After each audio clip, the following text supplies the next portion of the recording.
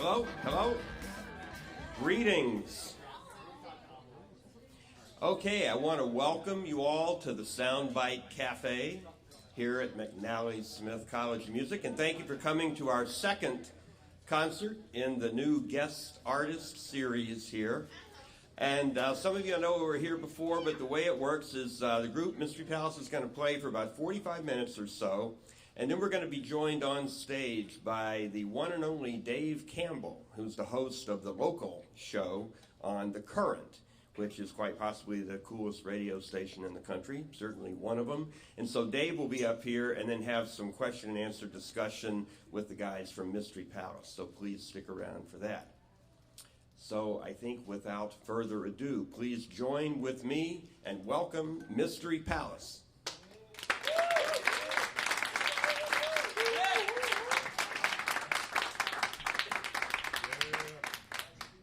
Hello everyone, thanks for coming out.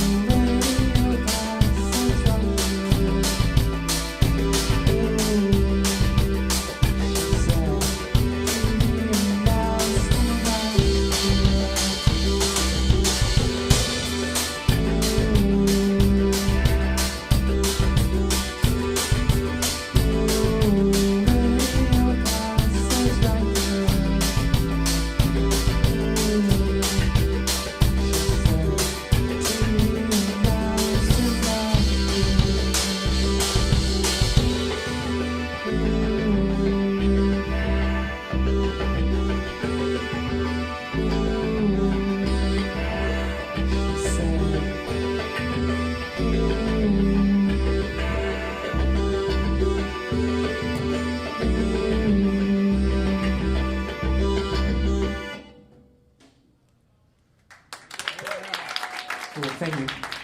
Could I have a little more voice in the monitor if possible? That'd be great, thank you so much.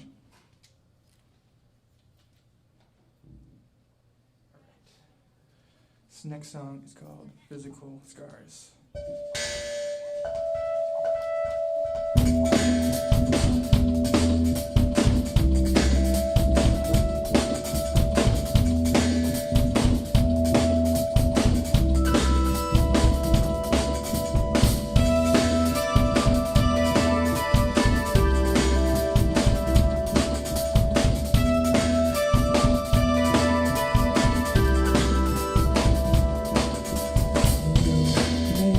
Dream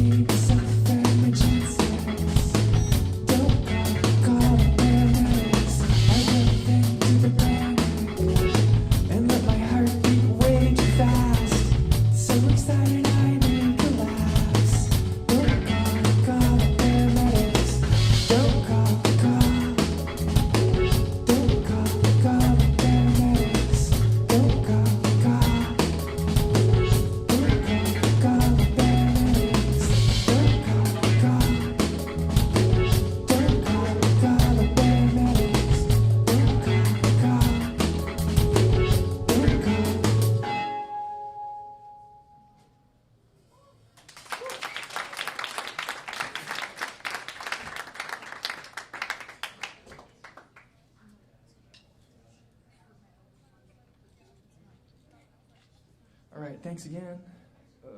Another one coming right up here.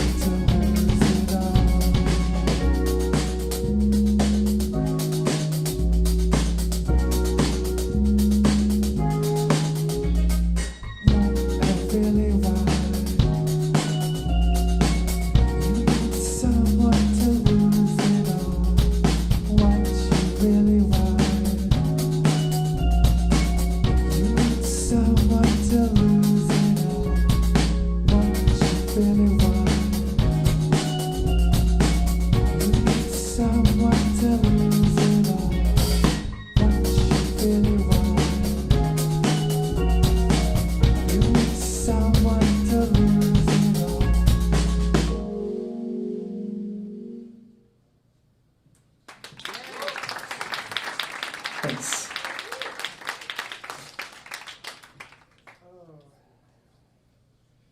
You got to look at, I thought it was ready. Yeah. All right.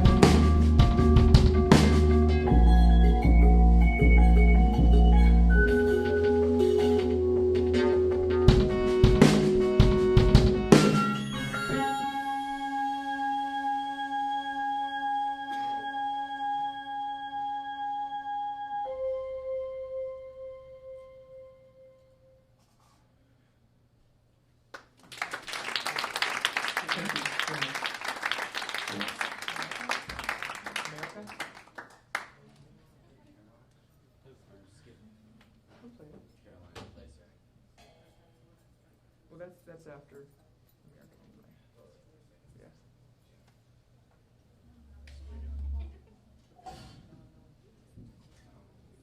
Kind of jumping around our set time things.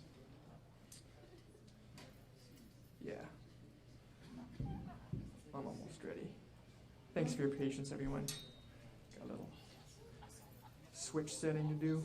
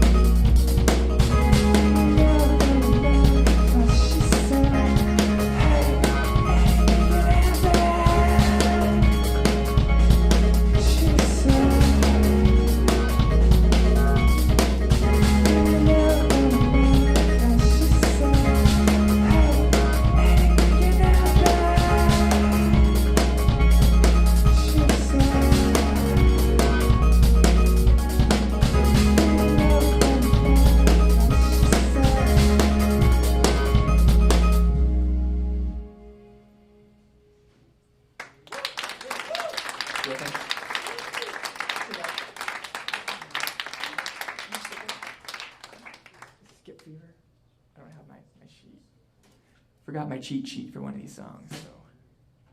So it's like our new favorite too, which is kind of a shame, but next time maybe. What? Take it?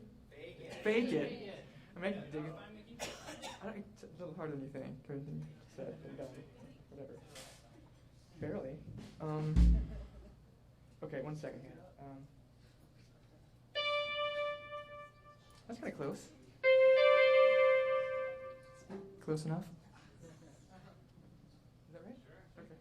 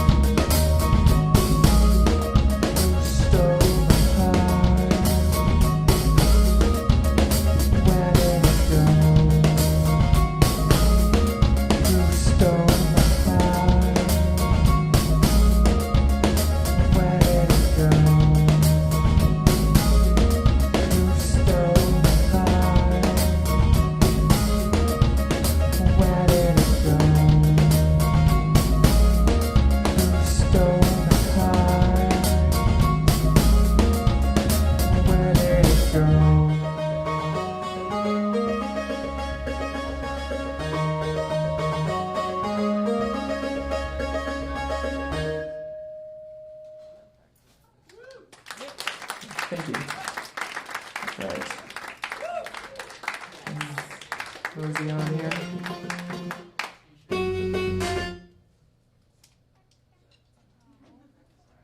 Hey, that's a good idea. That was meant to happen.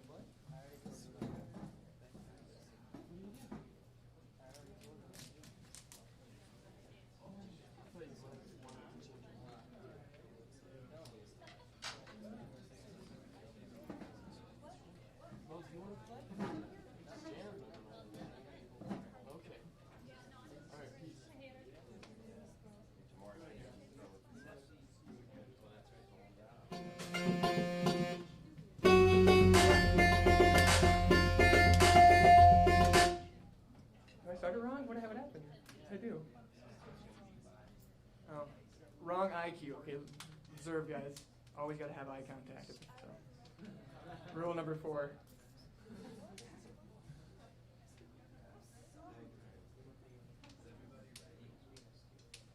Verbal cues are good too.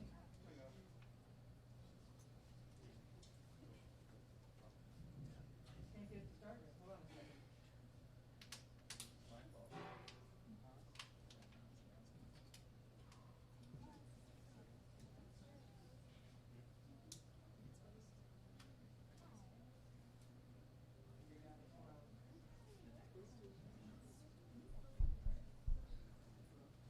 Definitely no Ableton, I'll tell you that.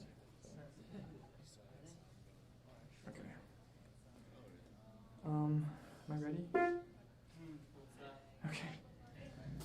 Sorry for that. Embarrassing.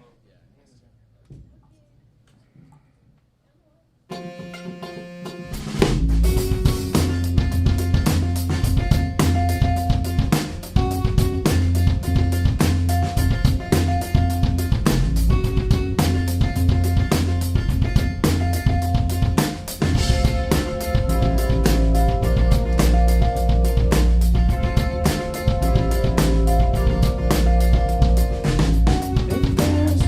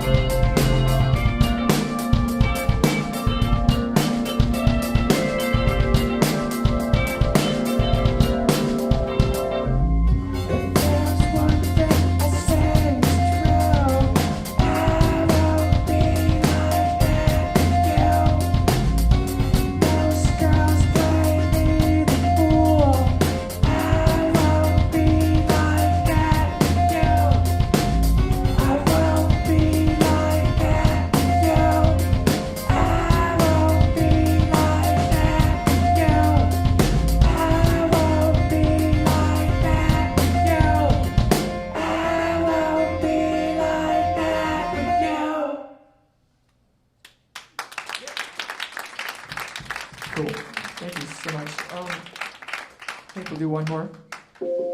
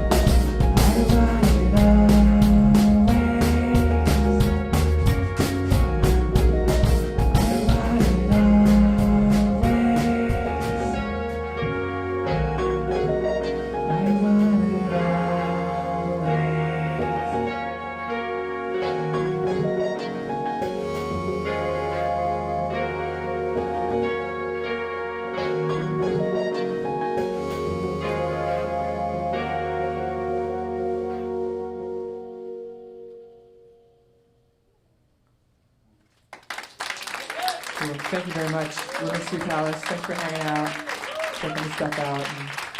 And I think, yeah,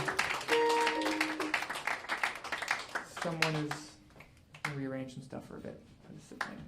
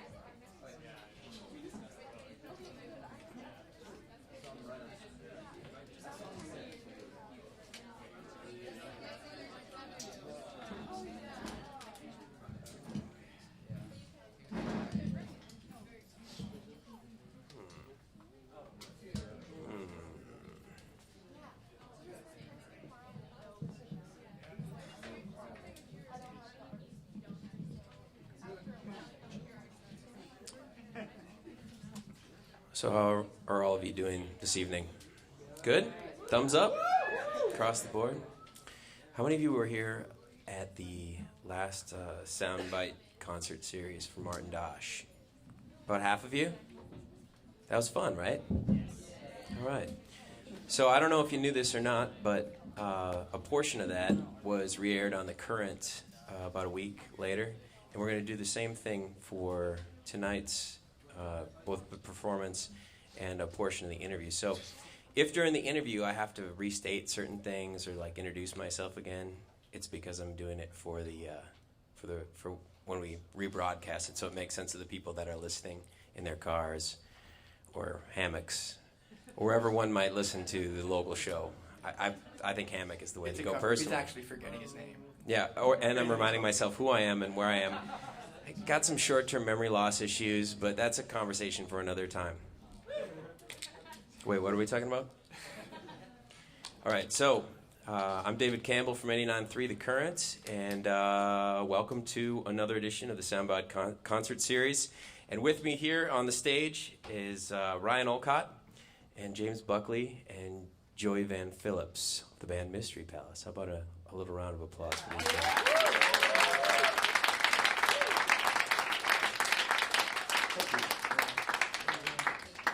So I thought, well, just a quick show of hands out here. How many of you are here at McNally for performance?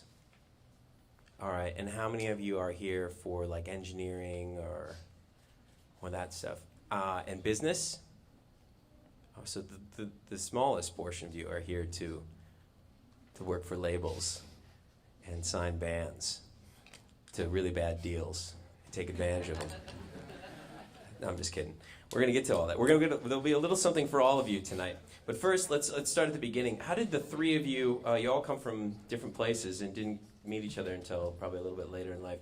How did the three of you first become interested in music and performance? It was kind of a given, you know. Family members bombard you with music all day. You just kind of, early on, you're just like, oh, I have no choice then, huh? Your parents are music teachers? Yes. So, professors? Yes. What level are we talking about? Are your parents Steve Vai? Really experienced, really high up there. No, I don't know. They're just college music professors and so forth at Miami University. So like broomball or football or anything wasn't really an option? No. What about you, Buckley? Joey? What about you guys?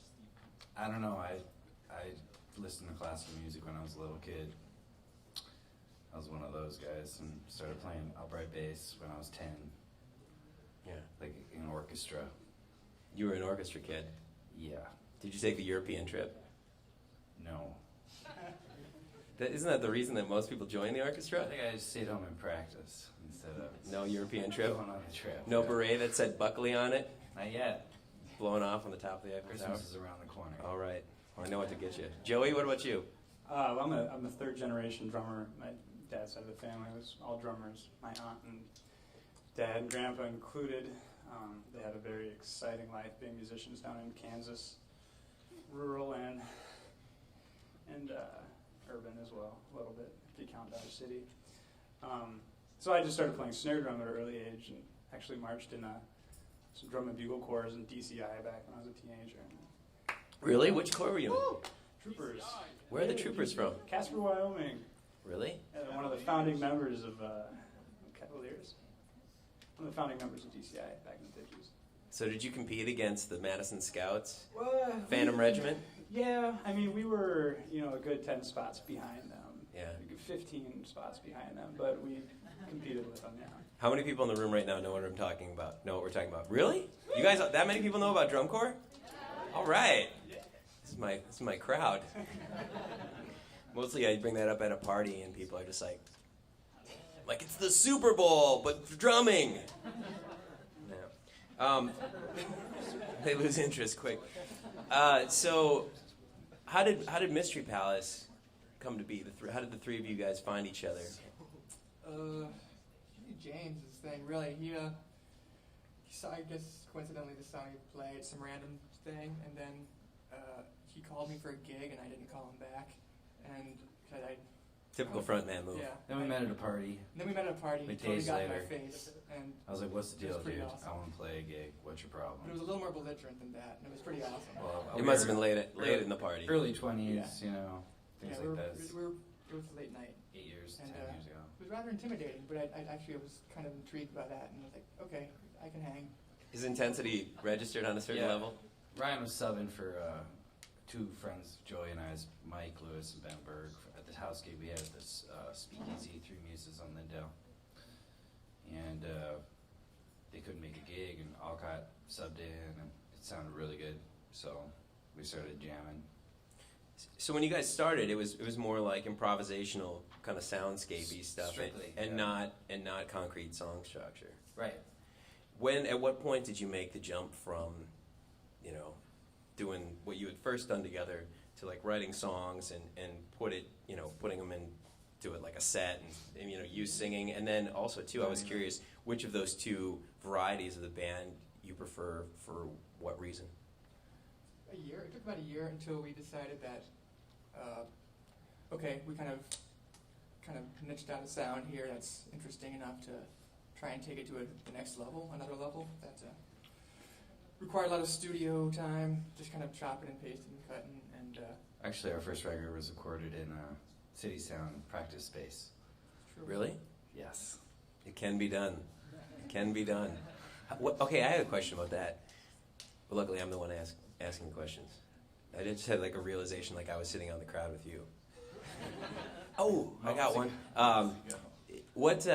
What do you do about? Okay, how many of you guys have been in a practice space and you're like you and your folky buddy writing songs about love, and there's some metal band next door, like 6-piece, 5-piece, like full Marshall stacks. How many of you had that experience? None? Maybe a couple of you. It's frustrating to say the least. Because what you do is delicate. Right. What did you? How did you? Would you just like record it like 4 a.m? We just strapped on the guitars and joined in, really. Really? We shredded with them. Yeah. Drop D, 7th Yeah. string, 7, 8. 8th string. No, it was no. We just had to block it out. Actually, it was. It's true. It happened. It was all sides of us as well. There were metal bands, city sounds, and metal bands. You know, sometimes you just got to take a break from metal, you know?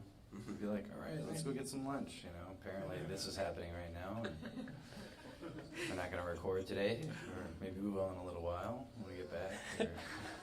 Or, Maybe I'll paint it upside down. You know, maybe I'll paint a pentagram on the wall with Yeah. them. totally. I'm no joke. I was in this band called the Winter Blanket. That was like kind of a low sort of thing, and we were next to this group. We'd walk by their practice space, and there was pentagrams, like, and everyone wore all black, and it was just like no matter what time of the day we showed up, we thought we had them beat. They were always there, killing it, so loud, just killing it. Joey and James, you guys come from a jazz and drum corps background. How does that shape the musical decisions that you make in this band? Well, I think a good thing about studying jazz is you really get to know your instrument, and so you can apply that to any other style of music, both theoretically and facility-wise. You can just do more. You're used to working under certain guidelines, essentially, like understanding a language in terms. And now that you've learned how to put certain characteristics of a language into terms, then you can kind of use that same idea in understanding other styles of music, like improvising with a glitchy keyboard, or, you know. Mm-hmm. That's a good answer. Thank you. Good answer.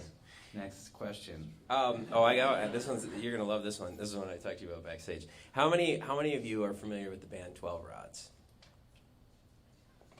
3. There's 3. All right. This is the band that Ryan was in prior to this band. When did you guys start? Well, we moved to town in '94. 94. The gay EP. Nobody? You gotta get it. Get familiar. You're gonna like what you hear. Interesting because it was really a big deal here. Like, wasn't it the first 10 on Pitchfork? Something like that? Yeah, I don't know. Might have been the second 10. Maybe the second 10. 12 Rods was the name of the band. The Gay EP was the first release, I think. And then, lots of great stuff happened. Had a contract with V2. recorded with Todd Runger in Hawaii. It was really something to behold. But I was curious, Ryan, what the most valuable lesson that you learned having that sort of major label signing experience with your previous band was relating to sort of the business side of things and how you've employed that knowledge in your efforts with this band. Well, whenever you go to New York City, always bring cab money and lots of it because your record label will not cover that. And that was a big bummer because it never occurred to me. They'll take care of everything else, but when you go there, you're on your own in cabs. Steaks, with cabs. So every time I go there, I now limos. know to bring a lot more money with me to take cabs. That was probably the coolest thing I learned. That's important information. What about if you had to go back and do the Rod stuff again now, knowing being who you are now and knowing what you know now, what would you do differently and what would you do exactly the same?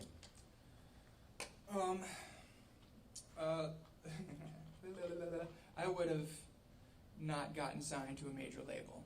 I would honestly said no if I knew then what I know now. For what reason? There's multiple reasons. Integrity, finances, just the sheer humility of the whole thing. It's pretty bad out there, folks. So, it was a pretty dire situation at the end there, and we ended up breaking up, and it was not a good time. You know, a lot of arguments and a lot of fighting and a lot of miscommunications with a lot of managers and this and that, and never seeing eye to eye with anyone, and it's a lot of empty promises and. But it was really fun, right? Yeah. A lot of What would you do the same? Anything? Bring cab fare to New York. Yeah, bring cab fare to New York and milk the freebies at the bars when they're there buying you drinks. But don't sign anything. No. You, Not even a you guys napkin. get that? Did you write that down? Can't even sign a napkin. Not even a napkin. Let's talk a little bit about circuit bending, which, first of all, a simple explanation for the uninitiated of what that is, like really basic terms. Circuit bending, I guess, would be the art of the kind of creative malfunction, I guess. It's a way to freak out any sort of circuit board in like musically pleasing ways. It's breaking free the circuit board's intentions to like create things that based off hardware and voltage changes and cross data streams to do kind of interesting things, kind of postmodern sounding Max MSP sort of, sounding glitchy things or this and that. And it's a great textural tool, and that's kind of what it is. What's the appeal for you in that? Sort of the creativity of coming up with new ideas? Tinkering around is cool and all, but it was honestly kind of a emotional palate cleanser for me. And I was just ending the rods, and I was all wrapping up, and I really just did not want to touch the guitar ever again. And I was like, what can I do to vent my anger? And let's destroy keyboards. What more musical way can you destroy a keyboard than by circuit bending it? So I spent a lot of my time. You could have destroyed the guitars. That was a little Good too call, expensive. Dave. I remember I got jobs, so I didn't have any money. So I This is couldn't get okay, right. guitars. Keyboards are like $10. It's a little easier to burn those and not feel so bad afterwards. So How much of the experimentation that you do actually makes it into, like makes it to the utility stage? Like, what percentage of what you create, toying with stuff, do you actually use? Yeah. And also, how many have you destroyed? Well, probably about 10% of all the things I've made I've kind of used in practical situations. And I've destroyed probably like 5 or 6 keyboards and 3 or 4 drum machines and about 4 or 5 pedals. 2 of mine. 2 of James. We're still It friends. was Totally a worth great it. sounding little box too, but it just couldn't take the heat. Couldn't. What's the strangest device that you've ever bent? Strangest device I ever bent. Saxophone. Yeah, I did do Electronic. one of those. Oh, really? Those Casio toy saxophones. Kind of cool to bend. Do you actually have to hold it up to your mouth and blow air Yeah, into it, or is it Well, it has both. It has a switch. It allows you to be. so you can Kenny G it whenever you want? Absolutely. Kenny G function. Yeah. Atonal Kenny G's. It's deep. No, but I don't know. I think I've been to Furby or two or something like that, and kind of you can't really do much with those, but they're fun. You kind of have to go through the rite of passage doing the speak and spell, and those are pretty, if you think about it, kind of weird chanters and stuff. Which of the series is the best of the speak and spell series? There's speak and spell. There's the math one. And the read one. What's the yellow one? Is that Speak read? and read, yeah. Yeah. Which is the best sounding one. Once Really? you bend that, it has the most like syncopated action that's rhythmically intense. It has better beats. Speak. It does. Speak and read has the best beats. Okay. Rule number 1. We know rule number 4, eye contact. Yes. Rule number 1, don't sign anything and bring cab fare. Number 2 is speak and read. Learn to speak and read when you get dropped. I got a couple questions from you guys out there, and I'm going to sort of work those in here. One of the students out here asked, "What do you look for in circuit bending equipment?" Inside or when I first want to like buy one? I don't know who wrote that one. What do you want? What did you mean? Both of those, what he said. So yes. I go for keyboards because they usually have a rhythmic section and can do chordal like auto accompaniment stuff. That's always fun to offset and do cool things with. So mainly keyboards that have drum machine patterns in them and stuff. And when I dig around on the inside, just the ones that won't crash, the ones that I can push the hardest and they won't just blow up on me or stop working. And the ones I use, they're PSS 470s. They're just incredibly resilient. You can torture them and they will not die, and they sound interesting. So those are the ones that just lasted the longest. So I'll just keep working on those until they die. So You really got some sort of like abusive behavior towards inanimate objects. it feels really good. Yeah. I'm just glad that you're taking it out on, what are those things called? Keyboard? Oh, Yeah, yeah. it's- Yeah, that rather than like, No, right. It's like a great way to dog or have something. People. People. Buckley. All the time? Sometimes. Yeah. Sometimes. Sometimes. What other pieces of equipment other gear that is sort of key to the Mystery Palace sound, what other types of gear do you employ? Well, there's an octave pedal that James uses. That's a heavy part of the sound. That's how you get that fat low end? Yeah. That was my next question, is James, Well, how is your low end so fat? This is going to be on the radio, right? Yeah. None of your beeswax. I just Top leave it secret? away.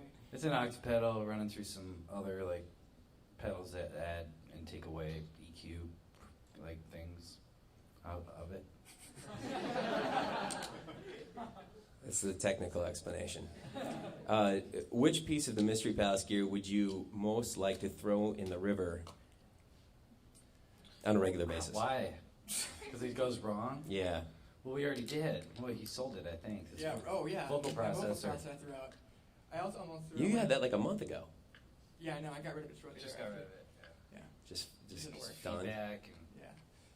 There was a couple snare drums I wanted to throw out of Joey's collection. I'm sorry, Joey. Joey goes, oh. Well, he gave him. So I gave him one. Yeah. Give me one, I use it now. Yeah, it's, All right. So That's I don't suggesting a solution is always a more diplomatic way to go about change. I've been doing this as long as I have. I know. We talked a bit about the Mystery Palace songwriting recording process on the local show, so forgive me for asking you similar things again. But I was hoping you could share the evolution of a Mystery Palace song with the folks here today, because it's kind of a different approach than, say, somebody who Joey? singing and songwriting. Would you like to? Sure, I'll give it a try here. Well, basically we start kind of from scratch as a free-form improvisational trio. We go by the moniker Food Team Trio when we perform it. And that's what we started doing the first year when we all got together. Basically, we go into the studio, we track hours upon hours of us improvising, mainly around Ryan's keyboards. Me and James do different sounds to kind of match, play with that, play off of it. I think this last batch we had about 8 hours of raw material that we then go through and sift out the interesting parts. Sometimes they're whole sections, sometimes they're just a couple beats. So the next step is then kind of cutting out anything that could lead somewhere. And I think after the first session, Ryan had chopped up 140 something tracks. So then we got together, sifted through all those, refined them down to another 30, 40, kind of kept whittling them down.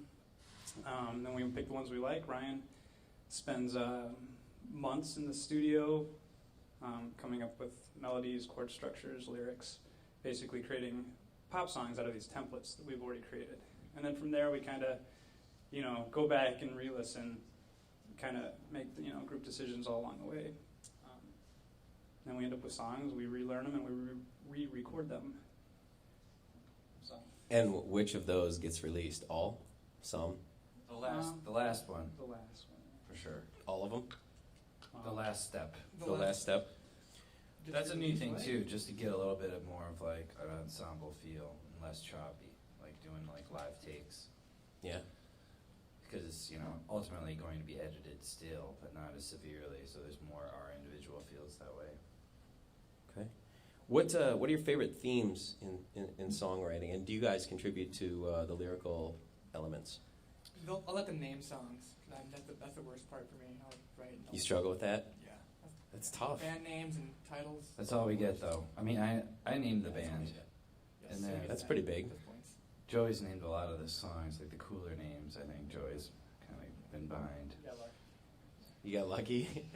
It's basically we hear it and then we come up with like some sort of metaphor for it or like picture in our minds of just like an instrumental jam, and then that we name it and like well before any songs written at all.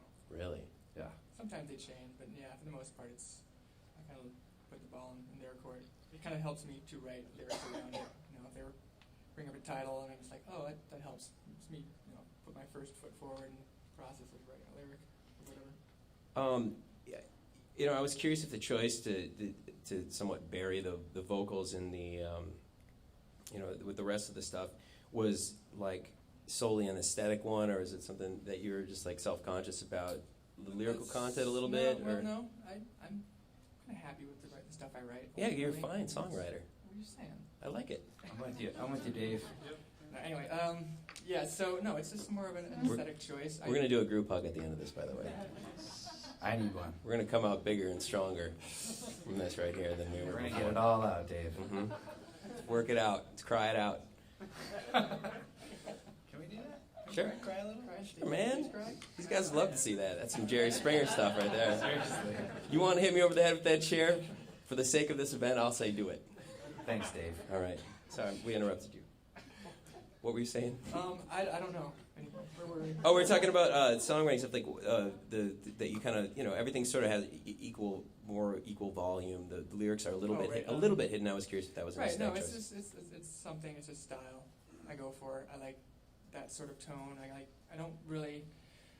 I hone in on a vague melody more so than I do and phonetic value rather than actual kind of literal content for the most part.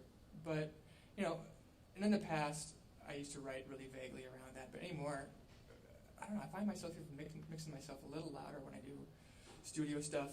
I feel like I'm gradually getting to be a better. I'm still learning how to do the style. It's all throat and mouth sounds and stuff like that, and it's almost just as hard as it is to scream. No diaphragm. So no diaphragm at all. No ass pushing, whatever you're supposed to do. You can take that one back to Vocal 101 class, where you're standing by the piano and blowing your belly out. No. That's not how we do it in I Mystery had a Palace. vocal coach that told me to sing from my ass once, and I just thought that was the stupidest thing in the world. So since then I've been I'm just going to sing from my throat. What inspires a good lyric for you, or a bad one for that matter? What inspires a good lyric? Yeah, or a bad one. I don't know. A clever little pun always helps.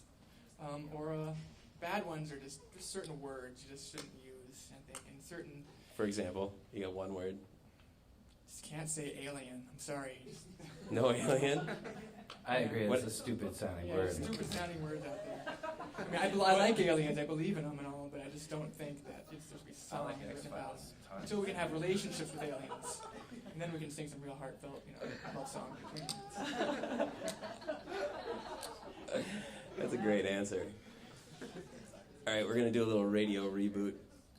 I'm David Campbell from 89.3 The Current, and you are listening to the interview portion of the Soundbite Concert Series. I'm here with the guys in Mystery Palace, Joey and Ryan and James, and I got a great question here from a student for Joey. He writes, I noticed that your beats sound like they're straight from a TR-707 drum machine. Are you going for that sound? Also, where else do you draw your sound from? Well, if I had any knowledge of a lot of the old machines, I could probably say yes or no. I think inadvertently yes, although I can't tell you what a 707 sounds like. All I know is an 808 and maybe a 606. You missed that one in the series. I know nothing about the drum You machine. skipped it. I suppose. I mean, my influences come from a lot of the old electronic music coming out of the late 90s, early 2000s that embodied a lot of drum and bass and IDM, and even into hip-hop. Yeah, I was going to say that the second to last song, maybe, there's like a hard 8, kind of like... Freestyle rhymes. No, there's like that hard, like, hi-hat 8, like, funky bass thing that went on, like, it was like 90s hip-hop, like every song, like Around the Way Girl, that beat. The Round the Way Girl beat. I don't know that song. You're What? going to have to sing it for me a little bit. Oh, later. Just mount the snare drum sound. Go. How'd it go? That you got it. How was it? Yeah. That sound. So yes, and where else do you draw your sound from? Well, a lot of guys in town actually too. I just really kind of copped a lot of different techniques from, Tim Glenn, J.T. Bates, Brett Bowie, and other cats in town that was playing a lot of live electronic music when I came onto the scene, and so I just kind of, did what they did and tried to do it my way. Have you ever considered that you might have to eventually add robotic elements to your body to be able to create the drum parts that you write for this band, like RoboCop? Like Robocop? Yeah. I mean, because you're not going to, how old are you? 32. You're not going to be 32 forever. Eventually, you're going to be 62. Oh, yeah. Robocop doesn't move now. I know. And what are you going to do to keep up that speed? I got nothing. I got absolutely nothing. I don't think he's got to do anything. He's drum corps, dude. Yeah, you're right. Oh, that's right. You're going to go Playing down. snare drums since he was 2. Yeah, you're right. You're right. I tried the robot element once, and it didn't work out too well. What, did you have like one of those NES hands? Yeah. Well, I was just kind of like Power glove? It didn't work. It No. felt really ridiculous. I was kidding, but you really did that? No, I think I did try it. Yeah, I did. I think. Really? I think what would work for Ryan is if he did one of those like cutouts of himself next to him that was attached on all the parts. So like, you know what I mean? Yeah. Maybe no. for Halloween one year, you could just add that to yourself. Duplicate. Set up a second rig next to it, fake rig. Kind of weird. Pretty cool. That would be interesting. I got another question from a student. What gave you the inspiration to do what you do and the confidence to know that it would work? Confidence. I don't have a lot of confidence. We're back in the therapeutic Do you realm mean again. like from what we do, like this band or whatever? Yeah, and relating to Mystery Palace. Well, you just gotta do it. You gotta have to. If you're gonna be on stage, you just kind of have to find a way to wear your heart on your sleeve and just kind of go with what comes naturally. And I think this is just a kind of a sound that's happened naturally. We weren't really going for anything, rather than we're just getting together and like this is what we were best at together as a three-piece. It just happened from that. I mean, yeah, we all had similar interests and all, but it just kind of happened that James had that bass tone and I just happened to have that keyboard, and that's the defining tones, and drumming. So And Joey was in drum corps. and he was in drum corps. So, Plus, Joy and I have played in electronic music influenced bands for a long time. Like I had a band right when I moved here called Poor Line Condition. I remember Poor Line Condition. It's a good band. And, we did pretty well around here, and we were a band for about a year and a half, and Joey was in a band called Vertiform, kind of similar sort of style. I remember Vertiform. Yeah. Talk So, about bad names, boy. so, I mean, You want to take credit for that one too? That one wasn't me. I fought that name too. Was that Scotty Rap? That was the That's a Rapid Scotty Attack. Rap joint if I've ever heard one. Make sure that you include that in the interview that goes out over the radio, okay? He's going to love that. Rap Attack. Yeah. Well, I have one more question here, which I'll save for the end, but I just wanted to ask you guys if there's anything out there that we didn't cover that you were curious about with these guys. How does your vocal health? Since you're breathing with your throat and stuff is pretty sometimes harsh. Right. So what do you do to keep up with it? Keep it healthy, or how do you not destroy it? Well, that was more so of an issue when I played in the rock band thing, and I was really throwing out my voice because we were just so loud. And I tried to combat it with, herbal remedies and honeys and this and that, and putting my face, like freebasing over some boiling water. It's I don't know. kind of. I'm not sure that the freebase crack cocaine is a part of that regimen, but I mean, you can always do whatever you want. Anyway, it was like one of those. It was a different style. You did say freebasing. I know I did. I came out wrong. Maybe. What you meant was you were inhaling the water. I know, I just revealed too Steam much there. is the word that I'm looking for. Steam. When it turns into gas. I have a past to say. So anymore, I've been kind of. I started doing my vocals the way I do, with the longevity purpose in mind, honestly. So I don't really use it too. I mean, it's kind of hard, but I don't push. I don't strain my voice too much. It's some muscle tightening up down there. But as far as like, I'm singing. I'm whispering. It's all falsetto whispering. So it's can't do too much damage with your with your chords with that. So I kind of expect through time it might just sound better and raspier, So smoke more cigarettes and kind of grind it up a bit, and over time, maybe some old age will kick in and I'll sound kind of cool. So I'm just kind of warming up, kind of ramping up to an older age when I'll finally grow into my voice. Maybe it's a new thing for me, so it's just an experiment. Right in time for your blues phase. Right, exactly. Figured out somehow. What about anybody else out there have a question that they go ahead here in the front? Yeah.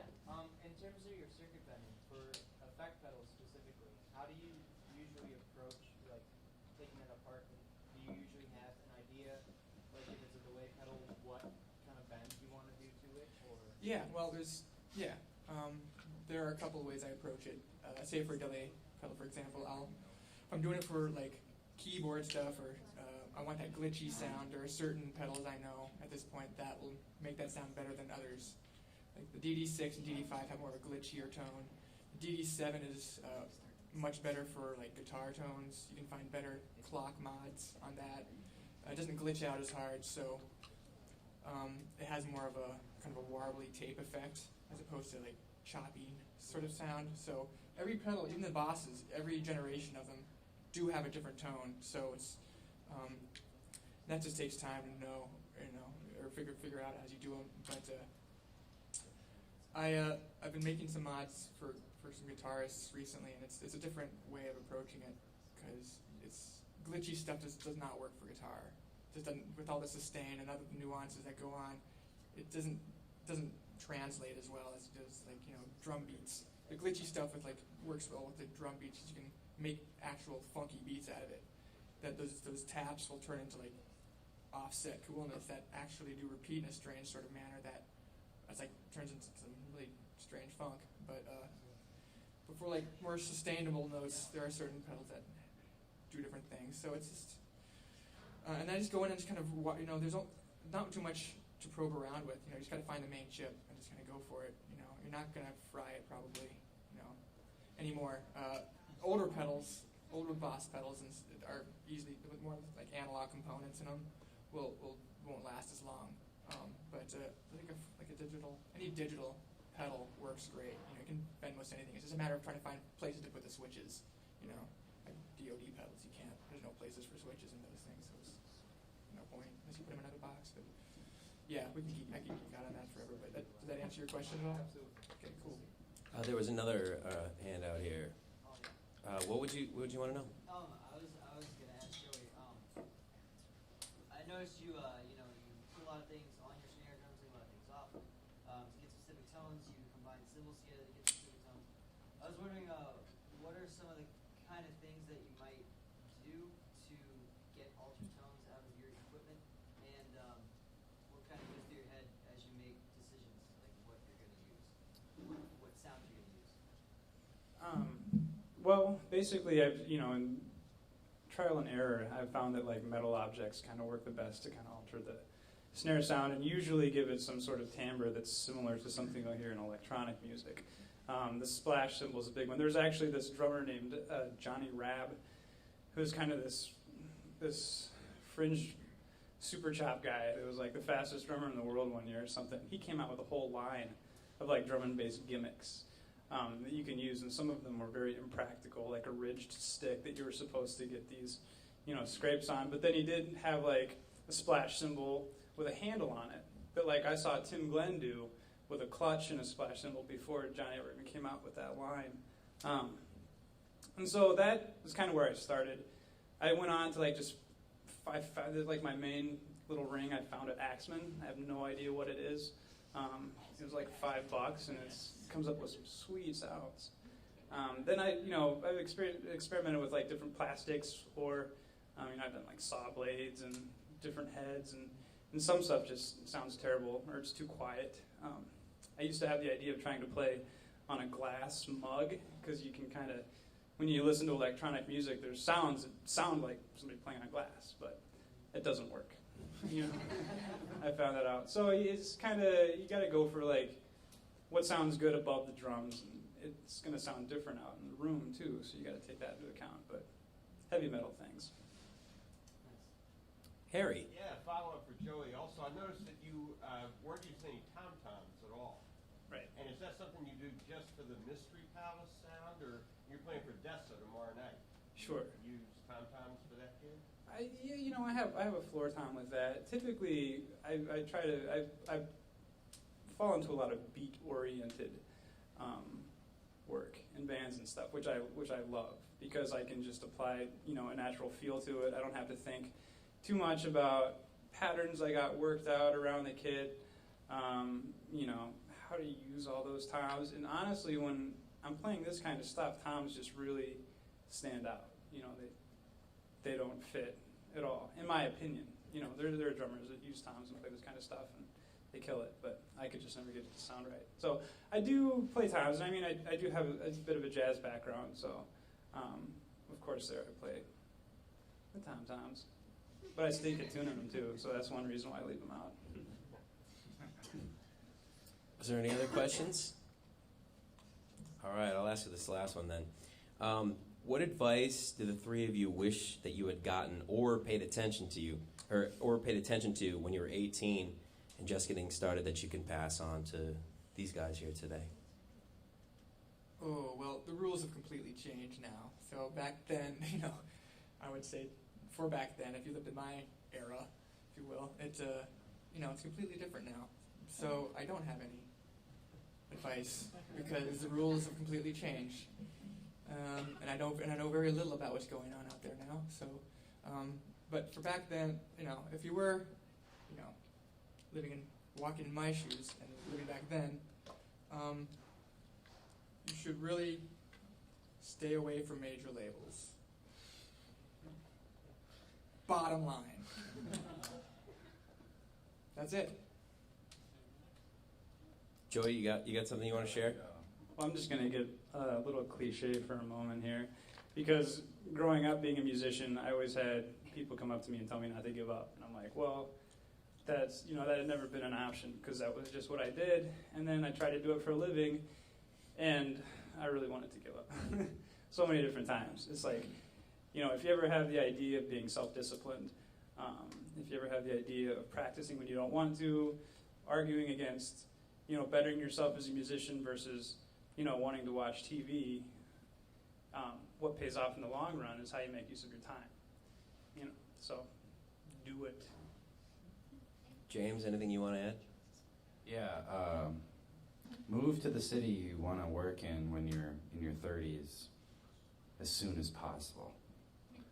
Because the longer you live somewhere, the more people you meet and the more involved in a network you get, and it's easier just to exist and be choosy about your career and be able to shape it the way you want to.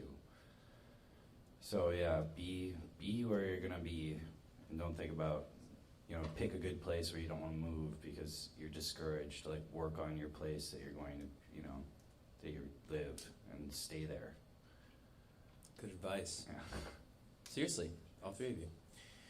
So that's going to do it for tonight's edition. Thank you guys so much for being such a wonderful audience. The portion of tonight's The performance and interview will air on the local show on November 13th. You should tune in if there's something you want to hear again. Otherwise, I think you guys post the video up real quick, right? And I just want to say thanks for having me. I had a ton of fun. Thanks to you guys for performing. And seriously, again, thanks for being such a great audience. I had a great time. Dave Campbell.